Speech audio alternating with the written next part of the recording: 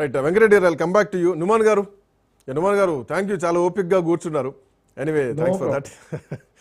నుమాన్ గారు ఎట్లా చూస్తున్నారు? సో ఎగ్జిట్ పోల్స్ వస్తున్నాయి. సో ఇక్కడ కాంగ్రెస్ పార్టీ పశ్చిమ బెంగాల్ని కోల్పోయి చాలా కాలం అయిపోయింది, దశాబ్దాలు గడిచిపోయింది. సో ఎక్కడ 1-2 స్థానాలకే పరిమితమైంది పశ్చిమ బెంగాల్ విషయానికి వస్తే. ఏమాత్రం హోప్ ఉన్నా కానీ ఇంతో అంతో కేరళలో కనిపిస్తోంది. సో కేరళలో కొంత మీకు అధికారం వచ్చేటువంటి అవకాశం కనిపిస్తుంది యూడీఎఫ్ ఈసారి, అంటే ఇప్పుడున్నటువంటి రిపోర్ట్లు చూస్తే. బట్ గతంలో చూస్తే కనుక, అంటే 2011 తర్వాత యూడీఎఫ్ ప్రభుత్వాన్ని ఏర్పాటు చేస్తా అన్నది సర్వే సంస్థలు ఇచ్చినటువంటి రిపోర్ట్. అంటే చాలా పర్టికులర్గా ప్రత్యేకమైనటువంటి కొంత శాంటిటివ్ ఉన్నటువంటి సర్వే సంస్థల గురించి నేను మాట్లాడుతున్నా.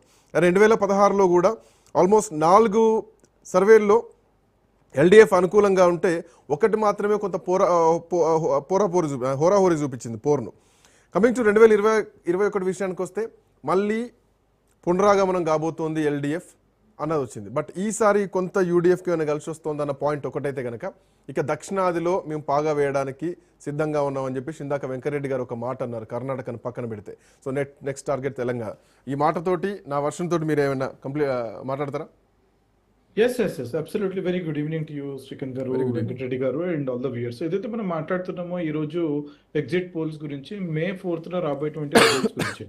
ఎగ్జిట్ పోల్స్ అనేది ఏదైతే ఏజెన్సీస్ చేస్తాయో శాంపిల్స్ తీసుకొని, వారి క్వాలిటేటివ్ అనాలిసిస్ తీసుకొని, వారి యొక్క శాంపిల్ సైజ్ ఆధారంగా వారు చేసేటువంటి పోస్ట్ పోల్ తర్వాత వారు ఇచ్చేటువంటి ఒక అనాలిసిస్ మాత్రమే. మనం వీరి యొక్క శాంటిటీ 2024 పార్లమెంట్ ఎలక్షన్ చూసుకున్నా సరే, హర్యానా చూసుకున్నా సరే, మహారాష్ట్ర చూసుకున్నా సరే, ఎక్కడ కూడా ఎవరు కూడా చాణక్య కానివ్వండి, బీకాన్ కానివ్వండి, మరొకరు కానివ్వండి, యాక్సిస్ కానివ్వండి, ఎవరు కానివ్వనా సరే 100% యాక్యురేట్గా చెప్పేది ఎవరు లేదండి. ఓన్లీ ద రిజల్ట్ ఎప్పుడైతే మనకి ఈ రిజల్ట్ వస్తుందో on the day of counting, అప్పుడే మనకి పీపుల్ పల్స్ అనేది కరెక్ట్ గా తెలుస్తుంది, which will be an exact pole. The point is, ఒకటి మాత్రం మనం స్ట్రాటజీ మాత్రం మనం చెప్పొచ్చు ఇక్కడ, ఏ రకంగా అయితే ఎలక్షన్ క్యాంపెయిన్ జరిగింది, ఏ రకంగా అయితే మనం ఎక్స్పెక్ట్ చేయొచ్చు మాత్రం నేను చెప్పగలుగుతాను. కేరళలో we are going to form the government. 44% is our vote share. LDF is going to get 41% of vote share. We are going to get at least 80%, 80 seats from Kerala.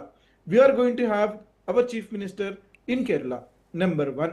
Number 2, Trinamool Congress గురించి నేను ఒక్కసారి మాట్లాడదలుచుకుంటాను, ఎందుకంటే సెకండ్ ఫేజ్ ఈ రోజు అక్కడ జరిగింది కాబట్టి ఏ రకమైన వాతావరణం బీజేపీ గవర్నమెంట్ అక్కడ క్రియేట్ చేసిందో, బీజేపీ సెంట్రల్ గవర్నమెంట్ అక్కడ క్రియేట్ చేసిందో మనం ఒక్కసారి చూసుకుంటే, ఎలక్షన్స్ అనేది ఫెయిర్ బ్యాటిల్ గ్రౌండ్ ఉండాలా, రిప్రజెంటేటివ్ పీపుల్ యాక్ట్ అనుగుణంగా ఎలక్షన్స్ కండక్ట్ చేయాలా, అండ్ ఎలక్షన్స్ కండక్ట్ చేసేటువంటి యొక్క కర్తవ్యం చీఫ్ ఎలక్షన్ కమిషనర్ మీద ఉంటుంది. ఎలక్షన్ కమిషన్ ఆఫ్ ఇండియా అక్కడ ఇంపార్షియల్ గా ఎలక్షన్ కండక్ట్ చేయాలి. Forget about it is Congress or Trinamool Congress or BJP, it is the responsibility of the central election commission of India to conduct. ఏంటంటే CRPF personal అనేవారు అక్కడ only law and order issues జరగకుండా మాత్రం చూడడమే వారి యొక్క కర్తవ్యం.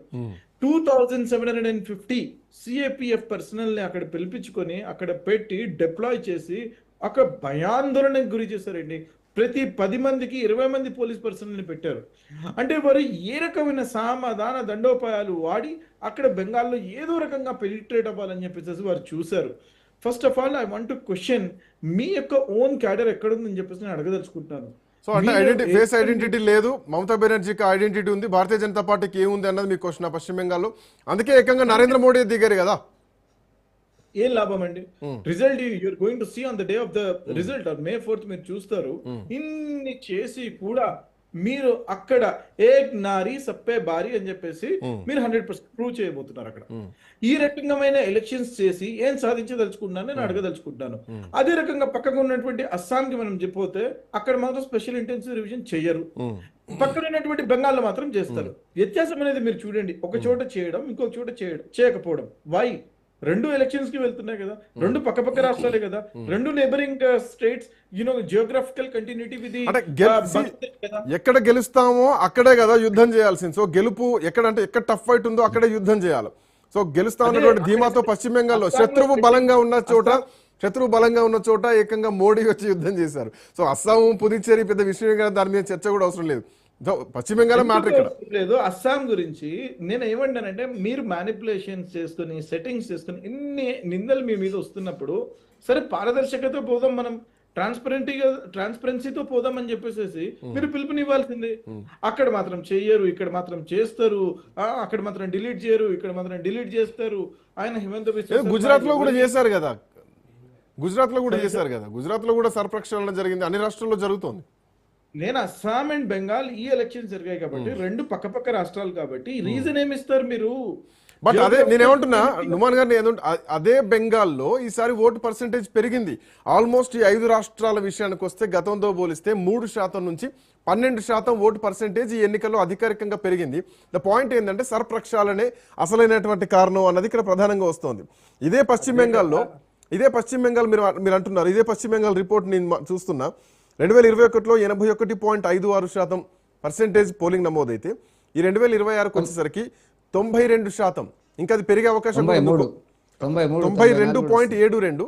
సో ఇది పెరిగేటువంటి అవకాశం ఉంది ఇంకో గంట తర్వాత చూడ. గతంలో Bengalis, how many percentage of migrant workers are there from Bengal, sir?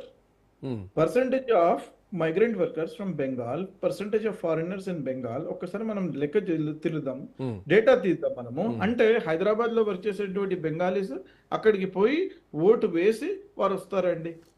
బెంగళూరులో పనిచేసేటువంటి ఎంప్లాయీస్ అక్కడ అంటే 100లో మీరు అంటున్నారు ఓన్లీ 5-6 మాత్రమే ఓటేయలేదు, ప్రతి ఒక్కరు ఓటేశారు. ఇది సాధ్యమైందేనా? లెట్ us టాక్ ఫ్యాక్ట్స్ కదా, నిజాలు మాట్లాడుకుందాం కదా మనము. మీ దగ్గర ఉన్నటువంటి ఎవరైతే నాన్ లోకల్స్ మైగ్రెంట్ వర్కర్స్ ఉన్నారో, మీ దగ్గర ఉన్నటువంటి ఫారినర్ కి వెళ్ళిపోయినటువంటి వారు ఉన్నారో, వారు ఓటు వేయడానికి మాత్రమే వస్తారా అండి?